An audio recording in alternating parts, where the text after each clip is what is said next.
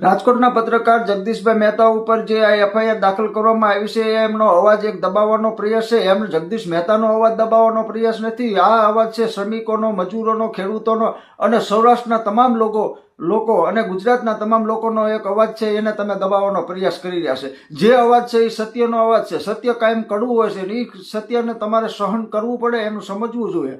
પણ તમે આ બાબતમાં સમજવા માંગતા નથી અને તમે સીધી રીતે બધા પત્રકારો હોય કે આગેવાનો હોય કે જે આપની વિરુદ્ધમાં બોલતા હોય એનો અવાજ દબાવવા અને ગળું દબાવવાનો તમે પ્રયાસ આ રીતે કરી રહ્યા છો. એ અમે સતત ઘણા દિવસોથી અમે જાણીએ છીએ અને જોવા પણ મળે છે. ત્યારે અમારી બાબત એ છે કે આ ખેડૂતો વતી જે બોલતા પત્રકાર જગદીશ મહેતાને આવી ખોટી એફઆઈઆરમાં ન કરવા જોઈએ. જે એમને સવાલો ઉઠાવ્યા હતા કે માર્કેટિંગ યાર્ડ હોય, ખેડૂતોના માવઠાનો માર હોય, ત્યારનો પેકેજની જાહેરાત હોય, આ બધા જે છે એ સત્ય હતા અને તમારે પણ સ્વીકારવું પડ્યું છે. સ્વીકારવા પડ્યા પછી પણ આપણે તમારે પગલાં સરકારને લેવા પડેલા પણ ખરા.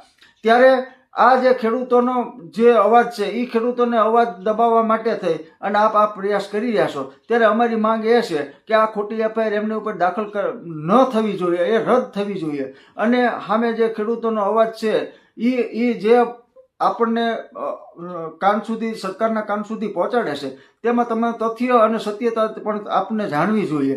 ત્યારે વરીને જાજો વાદ અને મનગમતી ચીજું મળે એ ચીજુમાં હવાદ કે કોઈ દી ન આવે કાગડા.